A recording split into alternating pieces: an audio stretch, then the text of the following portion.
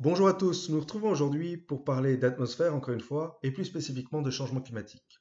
Avant que certains d'entre vous ne soient pris de l'envie soudaine de clamer haut et fort, un peu comme Trump, que tout cela n'est qu'une supercherie, prenez le temps de réfléchir et d'écouter ce que j'ai à vous dire. En effet, si le mois d'avril a été enregistré comme l'un des records de température pour cette période, alors même que l'activité humaine fonctionne au ralenti, que la pollution n'a jamais été aussi basse depuis bien des années, j'aimerais vous rappeler que les gaz à effet de serre ont une durée de vie qui va de quelques dizaines à quelques centaines d'années. En d'autres termes, cesser toute activité industrielle ou économique pendant 2 mois ne suffit pas à stopper le changement climatique. Ce que nous avons produit aujourd'hui aura des conséquences dans 100 ans encore. Il serait donc illusoire de penser, ne serait-ce qu'un instant, que l'homme est totalement innocent dans la situation actuelle. Mais de quoi s'agit-il concrètement? Pour comprendre le réchauffement climatique et le changement climatique de manière générale, il faut parler quelques instants de l'effet de serre. De quoi s'agit-il concrètement? Nous l'avions vu, je vous ai déjà montré ce graphique, ou peut-être celui-ci. L'effet de serre, c'est tout simplement le réchauffement des basses couches de l'atmosphère dû à l'absorption par certains gaz du rayonnement solaire et du rayonnement infrarouge émis par la surface de la Terre. C'est un effet qui est naturel, qui est bénéfique. La Terre en a besoin puisque ça permet d'assurer une température de 15 degrés en moyenne. Sans cela, on serait à moins 18. La vie serait beaucoup plus difficile. Et c'est naturel puisque vous le voyez sur ce graphique, le Soleil émet une partie d'énergie solaire qui va être captée par l'atmosphère puis par la Terre. La Terre va emmagasiner cette énergie puis la réémettre et cette énergie réémise va être recaptée par l'atmosphère puis diffusée vers l'espace. En temps normal, on assiste ici à un équilibre. On reçoit autant que ce que l'on rend.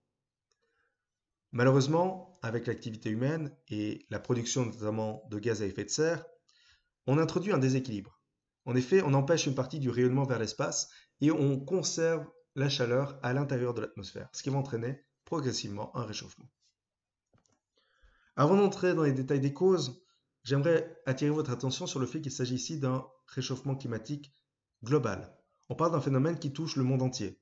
C'est un phénomène de transformation du climat, et pas du microclimat, pas du climat local, mais bien du climat mondial, caractérisé par une augmentation générale des températures moyennes, qui modifie d'ailleurs durablement les équilibres météorologiques ainsi que les écosystèmes.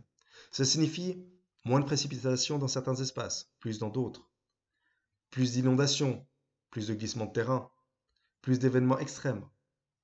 Mais ça signifie aussi fragilisation des écosystèmes, mort de certains coraux, et d'une grande partie d'entre eux, disparition de nombreuses espèces incapables de s'adapter à un changement si brusque. Donc c'est quelque chose qui nous touche tous, pardon, et à toutes les échelles. C'est d'autant plus inquiétant que les prévisions sont alarmantes. On a enregistré une augmentation de 0,85 degrés par rapport à la période pré-industrielle. Ça peut sembler peu, et pourtant 1 degré sur une période si courte, ça peut déjà amener des espèces à disparaître. Et c'est d'autant plus inquiétant que l'augmentation possible d'ici 2100 oscille entre, suivant les scénarios, 1,1 et 6,4 degrés.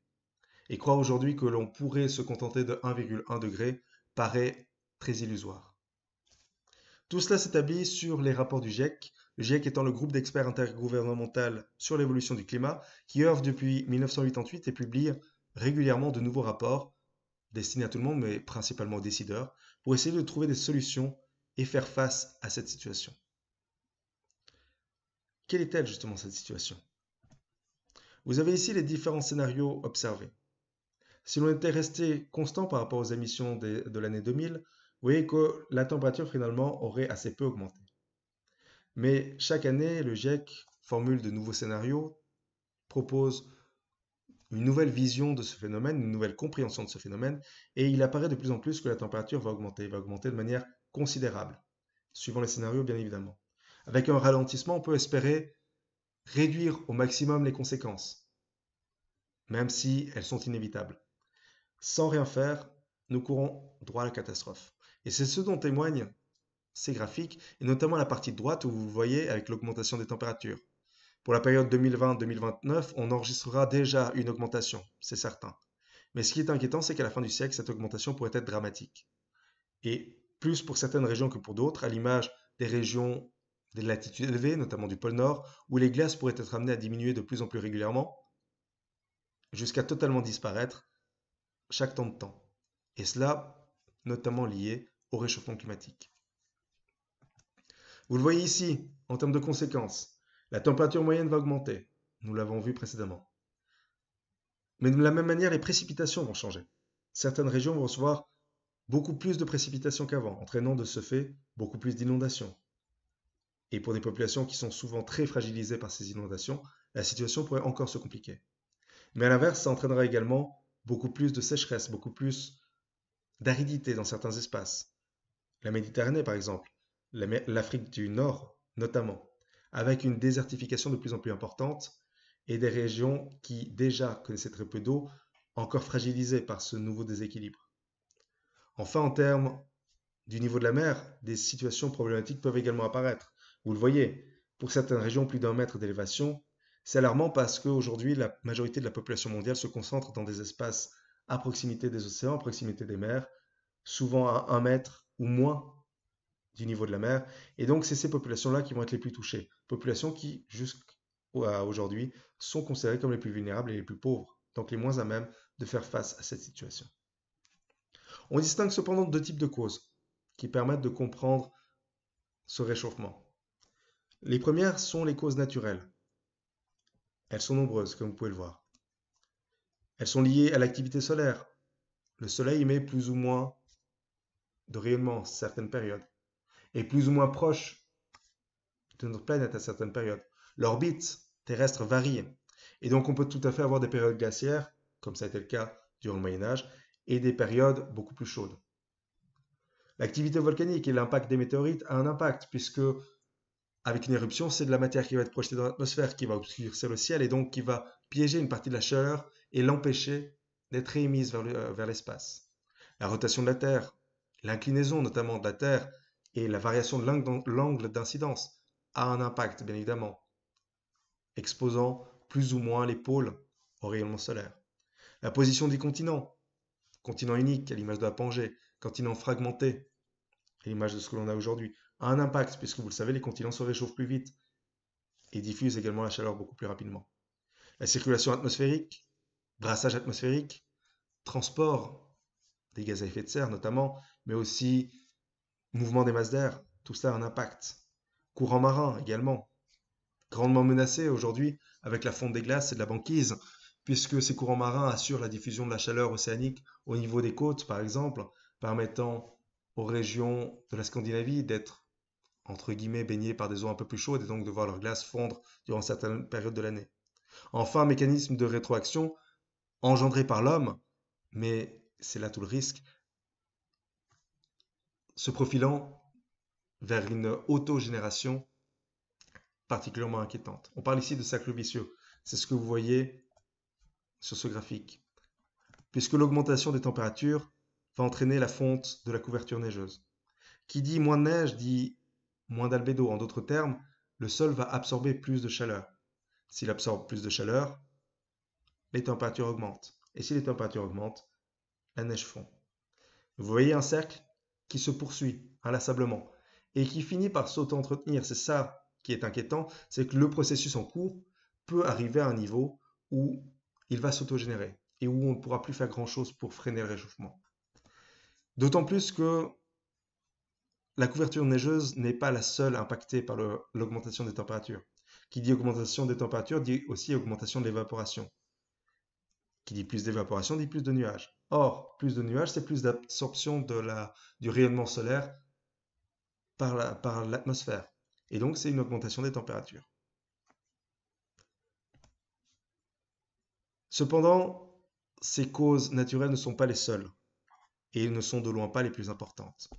Les causes anthropiques, elles, entrent en matière de manière beaucoup plus pertinente, notamment à cause de l'augmentation des gaz à effet de serre, gaz que vous connaissez tous, le CO2 ou gaz carbonique, qui a une durée de vie qui oscille entre 50 et 200 ans dans l'atmosphère, liée à l'industrialisation, au développement des transports, à la production d'énergie, notamment tout ce qui est combustible fossile, pétrole, charbon, etc. Mais aussi à la déforestation, puisque déforester, c'est libérer tous ces stocks de carbone qui étaient enfouis dans les sols et dans les arbres. Mais c'est aussi le méthane, CH4, qui vit entre 10 et 12 ans dans l'atmosphère, finalement assez peu, mais qui a un potentiel de réchauffement beaucoup plus important, 21 fois plus que le gaz carbonique, et qui est notamment lié à l'intensification de l'agriculture, les rizières par exemple, mais aussi l'élevage, qui se fait de manière massive dans certaines régions du monde. Le protoxyde d'azote, N2O, qui a une durée de vie de 120 à 150 ans, qui a un potentiel 300 fois supérieur au gaz carbonique, et qui est notamment lié aux engrais agricoles. Or, l'agriculture s'intensifiant dans bien des régions du monde, les engrais sont de plus en plus généralement utilisés, posant ainsi d'énormes problèmes en termes de production de gaz à effet de serre. C'est ce que vous pouvez voir d'ailleurs sur ces graphiques. Le rejet de CO2 par pays.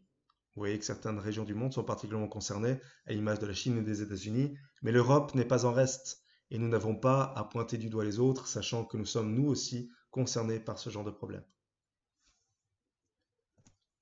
Même constat d'ailleurs pour le rejet de CO2 par habitant. Et vous le voyez, nous sommes toujours dans des proportions relativement importantes. Encore moins bien évidemment que les États-Unis, mais nous passons devant les Chinois, puisqu'une grande partie de la Chine aujourd'hui est encore agricole et produit encore très peu de gaz à effet de serre. Vous avez ici les différentes causes justement. Traitement des déchets bien évidemment, lorsqu'on brûle principalement. Production d'énergie, charbon, pétrole comme je l'évoquais précédemment. Tout ce qui est lié au transport. Nous avons de plus en plus de véhicules, de plus en plus de bateaux sur les océans, et tout cela pollue. De plus en plus d'avions qui sillonnent le ciel, et l'impact est colossal. La construction participe aussi, notamment à travers le chauffage. L'industrie génère énormément de pollution. L'occupation du sol, c'est-à-dire la modification d'un type d'occupation, vous le voyez, du sol, comme le déboisement, destruction des pâturages qui engendrent beaucoup de CO2. C'est la déforestation. Et enfin, l'agriculture participe à son échelle aussi à ce réchauffement climatique. Vous avez ici quelques éléments qui en témoignent d'ailleurs. Vous voyez pour ces différentes régions l'évolution en termes de production de gaz à effet de serre. La Chine s'est énormément développée avec le grand bond en avant avec Mao jusqu'à devenir l'une des premières puissances mondiales. Les États-Unis ont également beaucoup cru, se sont énormément développés, ont maximisé leur production de richesse bien évidemment, mais aussi d'énergie et de consommation d'énergie. L'Inde, la Russie, le Japon, l'Allemagne, le Canada, la Grande-Bretagne, la Corée du Sud, tous les pays du monde, et même l'Iran, même la Suisse, participent à tout cela. Et c'est pour ça que c'est inquiétant, c'est pour ça qu'il convient d'en avoir conscience et qu'il est important de lutter. Nous verrons la prochaine fois encore quelques instants, quelques éléments sur ces causes anthropiques, puis nous aborderons les conséquences de tout cela et les gestes que nous pouvons dans notre quotidien faire pour essayer d'endiguer ce réchauffement. D'ici là, comme toujours, je reste à disposition pour vos questions et je vous souhaite une excellente semaine.